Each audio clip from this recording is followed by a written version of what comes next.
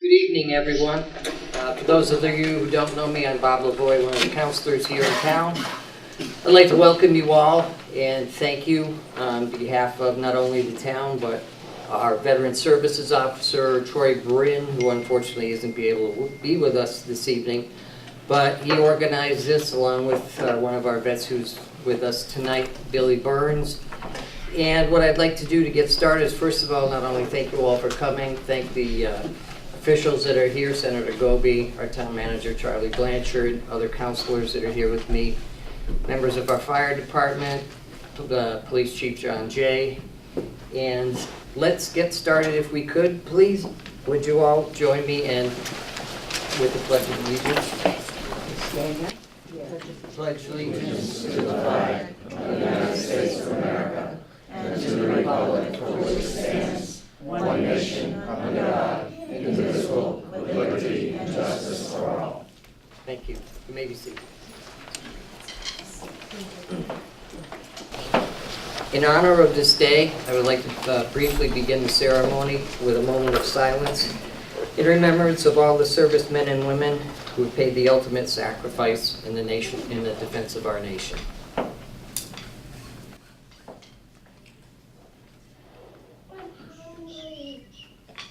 Thank you.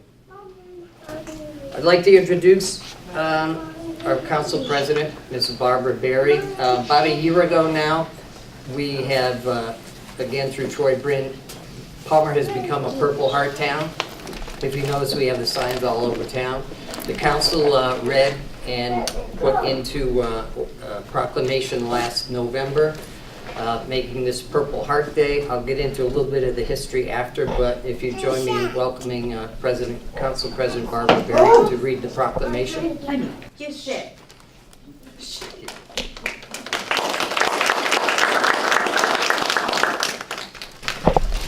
Purple Heart Town, whereas the people of the town of Palmer have great admiration and the utmost gratitude for all the men and women who have selflessly served their country and this community in the armed forces for the good of all, and whereas contributions and sacrifices of the men and women from Palmer who served in harm's way in the armed forces have been vital in maintaining the freedom and the way of life enjoyed by our citizens. And whereas citizens of our community have been killed in action while serving in the armed forces and have posthumously awarded the Purple Heart for their ultimate sacrifice.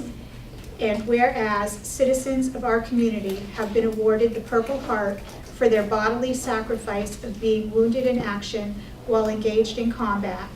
And whereas the Purple Heart is the oldest American military decoration in present use and was created as the badge of military merit on August 7, 1782 in Newburgh, New York by General George Washington. Initially it was made of purple cloth shaped as a heart with the word merit sewn upon it.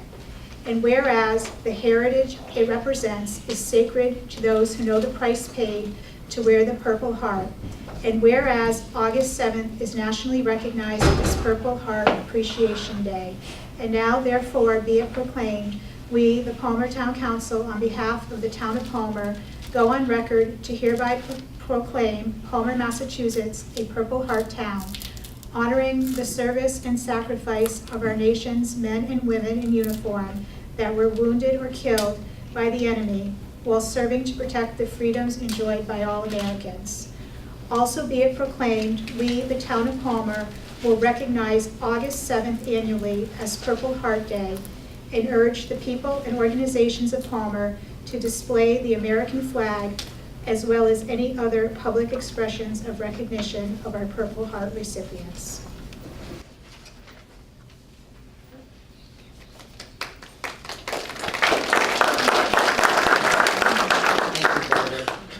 Not to be redundant, I just want to go through a little bit of the brief history of what the Purple Heart Award and the honor has. It began again on August 7th, 1782, from the headquarters of General George Washington in Newburgh, New York. Bear with me, this language is a little tough. The general, ever desirous to cherish virtuous ambition in his soldiers, as well as to foster and encourage every species of military merit, directs that whenever any singularly meritorious action is performed, the author of it shall be permitted to wear on his facings, over the left breast, the figure of a heart in purple cloth or silk, edged with a narrow lace or binding. Not only instances of unusual gallantry, but also of extraordinary fidelity and essential service in any way shall meet with a due reward. Before this favor can be conferred on any man, the particular fact or facts on which it is to be grounded must be set forth by the Commander-in-Chief, accompanied with a certificate from the commanding officers of the regiment and brigade to which the candidate for belonged to or other merited this last distinction, to be suffered to pass all guards and sentinels which officers are permitted to do. The road to glory in a patriot army and a free country is thus open to all.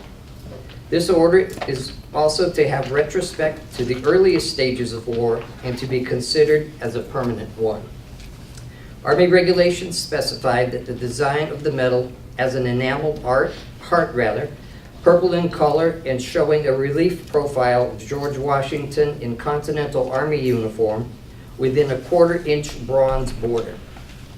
Above the enameled heart is Washington's family coat of arms between 2 sprays of leaves.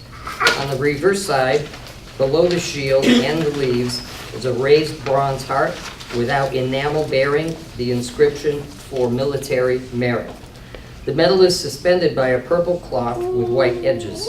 The Purple Heart is awarded to members of the armed forces of the U.S. who are wounded by an instrument of war in the hands of the enemy, and posthumously to the next of kin in the name of those who are killed in action or die as a result of wounds received in action.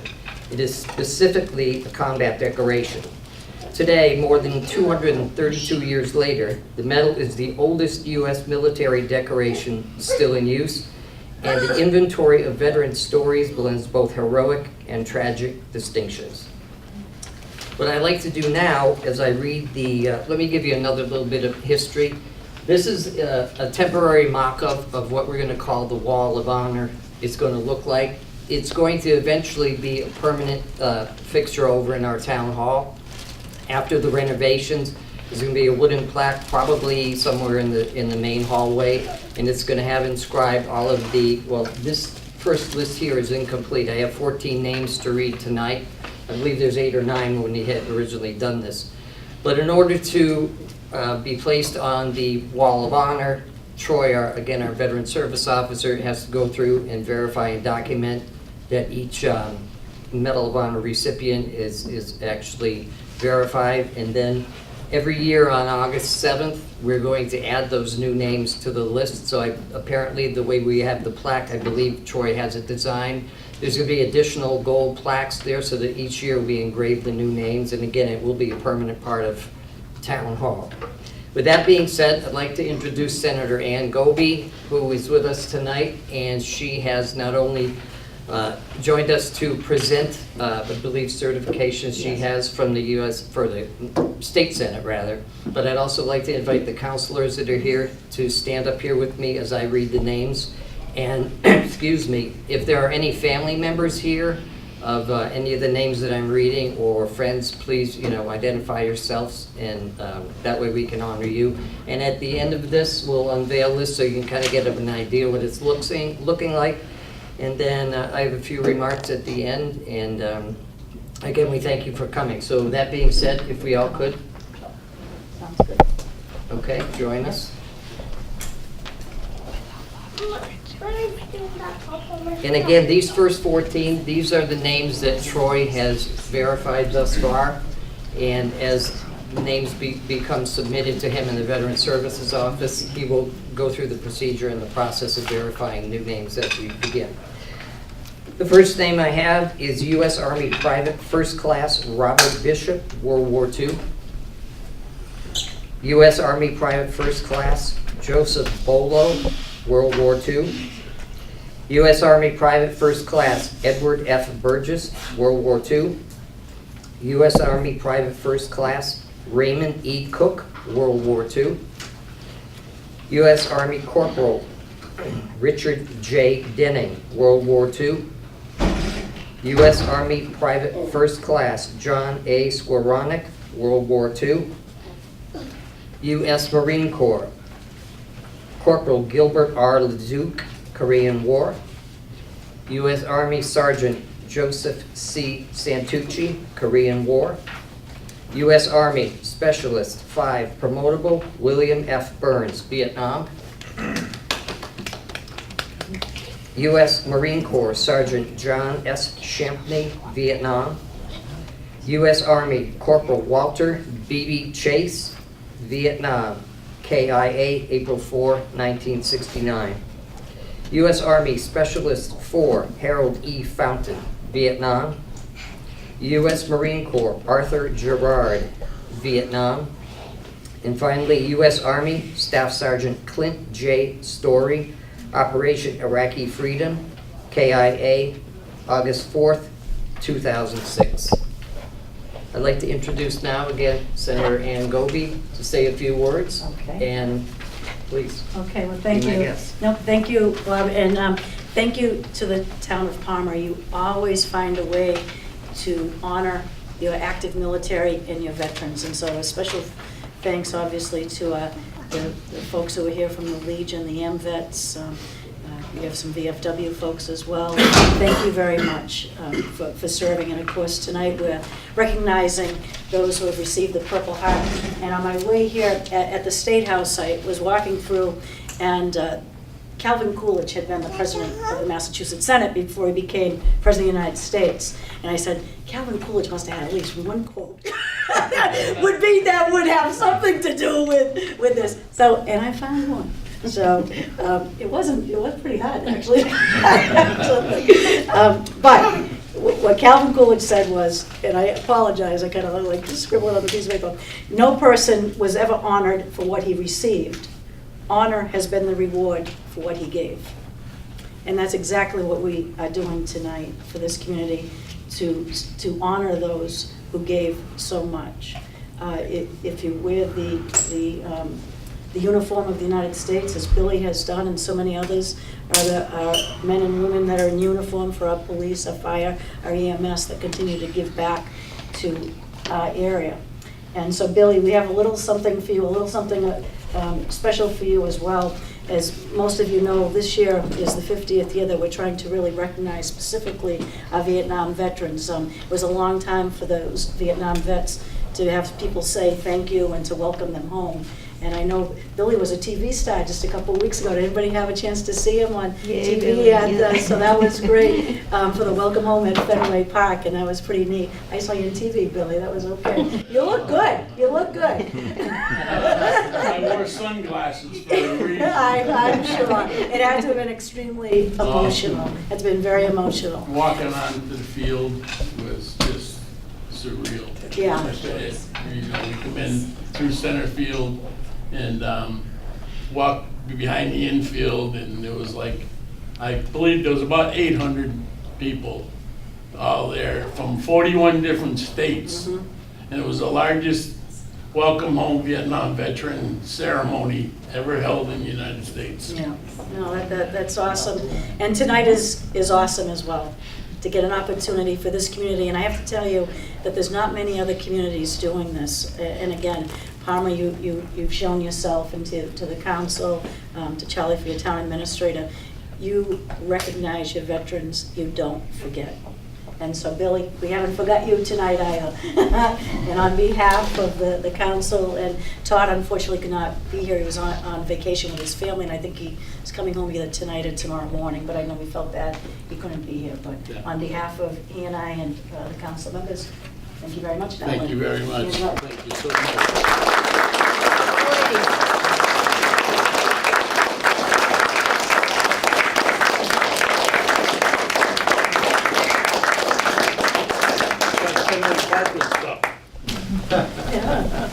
Yeah, I just want to thank everyone for coming here and honoring all the organizations like Senator Goby did, police and the fire.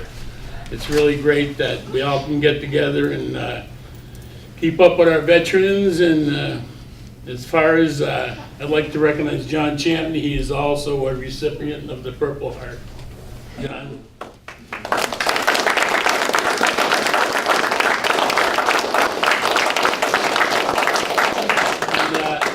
After being awarded the Purple Heart, it's a lifelong journey, which includes a lot of things that happen after it.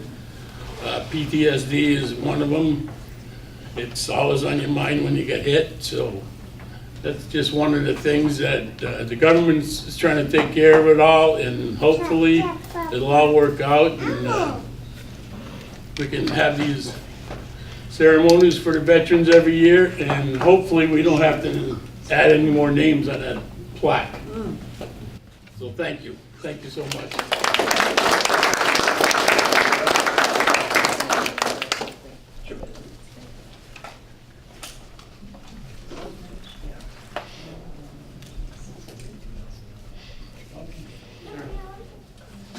What I'd like to do is introduce these two gentlemen again to you, Mr. Champney and Billy, to unveil this so you folks can get an idea of what it looks like, and then I'll just say a few brief words after. Go ahead, gentlemen. Oh, very nice. Whoa, that's very That'll work very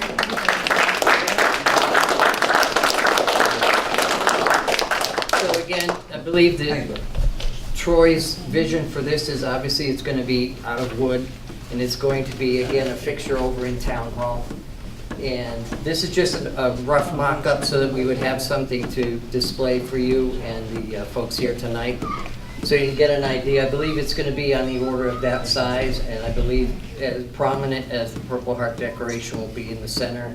And I'm not sure exactly how the configuration of the names will work, but there also will be that the description down at the bottom as well. So that being said, hopefully this time next year, we'll be having it over in Town Hall, and it'll be a fixture already there, and we'll just be, sadly, maybe enrolling some new names on there. But just to give you an idea, and I have a few closing remarks, and then again, we'll thank you for coming. Once again, Troy Bryn, our Veteran Service Agent, couldn't be with us tonight, but what I wanted to pass on to you folks who may or may not be aware, Troy is also Purple Heart recipient from, he's a U.S. Army retired from Iraq and Afghanistan.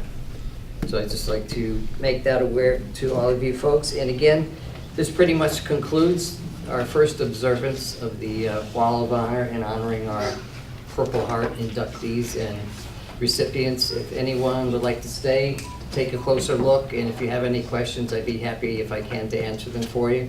Thank you all again. Thank you folks who've served for your service, and it's been an honor to be part of this, and I'm sure we look forward to seeing you again next year. And thank you all for coming out. Much really appreciate it. Have a good evening.